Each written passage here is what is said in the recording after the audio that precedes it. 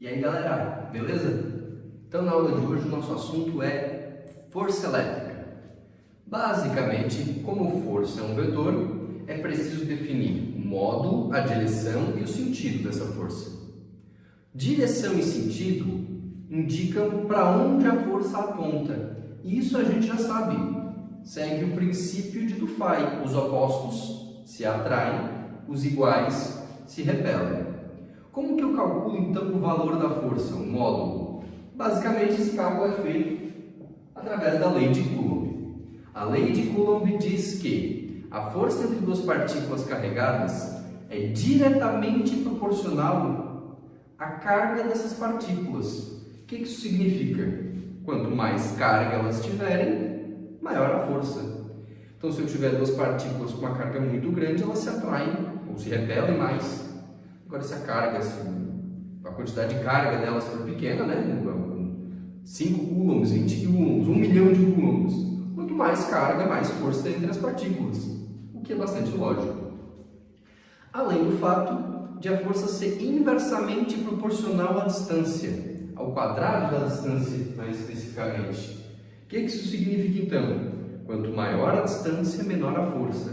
O que também é bastante lógico, né? Quando as cargas estão pertinho, a força é grande.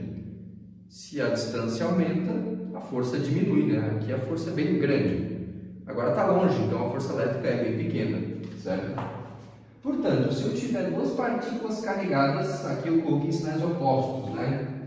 Entre elas vai aparecer um par de forças, certo? De atração, nesse caso, né? Porque elas são opostas. Bem importante, pessoal, essas duas forças aqui ó, são para ação e reação, né? Então, se essa é a força F, essa é a força menos F, ou seja, se essa partícula atrai essa com 20 newtons, essa atrai essa com 20 newtons também, né? Mesmo módulo, mesma direção e sentido oposto. E o valor dessa força é dado por aquela expressão, ó.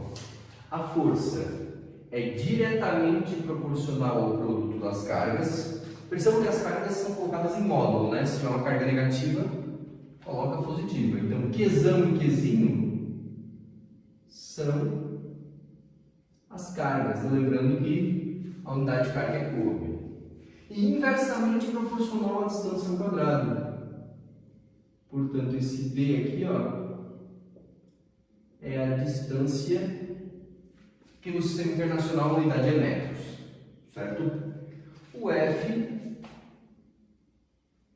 indica o valor da força elétrica e força, sabemos que é dada em Newton, né? O que é aquele K? O K é a constante de proporcionalidade da equação e a gente chama de constante eletrostática. Então, o K é a constante eletrostática. Essa constante tem o valor dela dependendo do meio. Por exemplo, no ar o valor é um, na água é outro, no vácuo é outro. Usualmente se utiliza o valor do vácuo, certo? A grande maioria das vezes vai ser o K vácuo. K vácuo.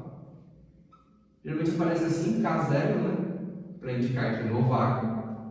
E esse valor é 9 vezes 10 na 9.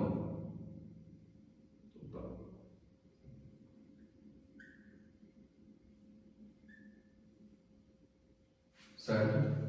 Então, esse valor aqui, galera, ó, é pro vácuo.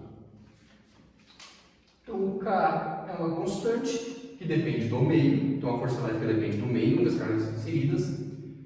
Qzão e Qzinho são as cargas e D é a distância entre elas. Beleza?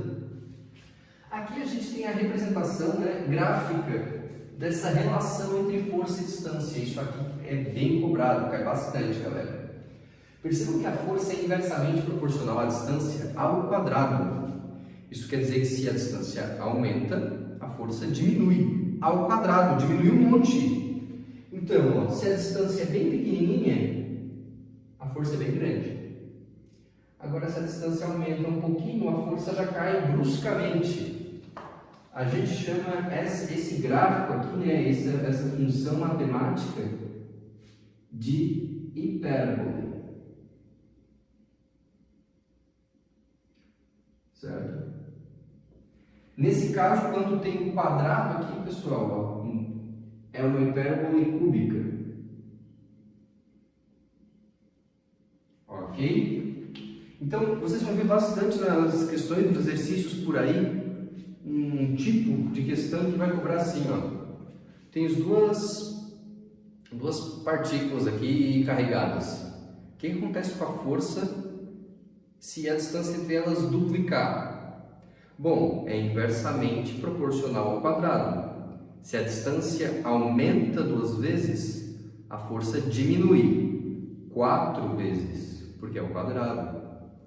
Se a distância aumenta 3 vezes, a força diminui 9 vezes, ao quadrado, né? 3 ao quadrado. O mesmo por caso contrário, ó. E se a distância diminui 2 vezes, aí a força aumenta 4 vezes.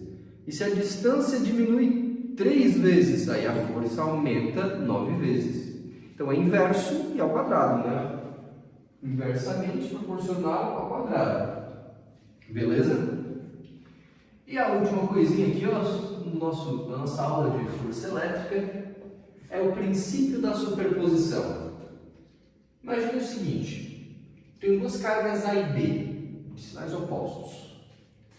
Então, se elas têm sinais opostos, elas se atraem, né? Eu tenho a força que A faz em B e a força que B faz em A. Aí eu chego com uma terceira carga C aqui, ó, de sinal negativo. Bom, essa terceira carga, ela e A vão se atrair, né? Só que essa terceira carga é negativa, então ela vai se repelir com B, certo? Eu vou ter aqui, ó, a força que A faz em C, a força que C faz em A. A força que B faz em C, B pelo C, e a força que C faz em B.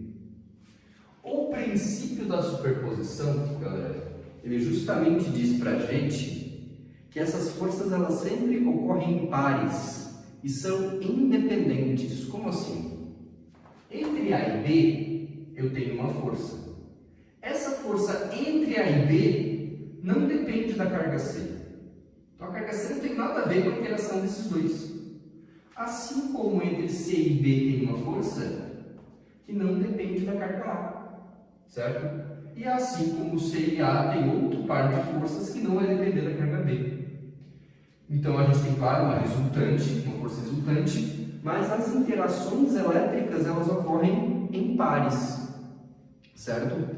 Tem até uma questão famosa do nosso vestibular UDESC, da Universidade do Estado de Santa Catarina, que diz justamente isso. Tu tem a questão que falava mais ou menos, tu tens duas partículas A e B e coloca uma terceira partícula C no meio. O que acontece com a força entre A e B?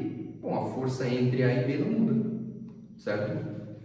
Basicamente, então, o princípio da superposição diz pra gente que as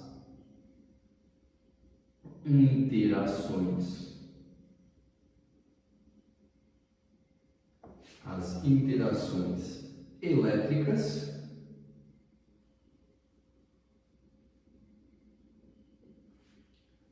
ocorrem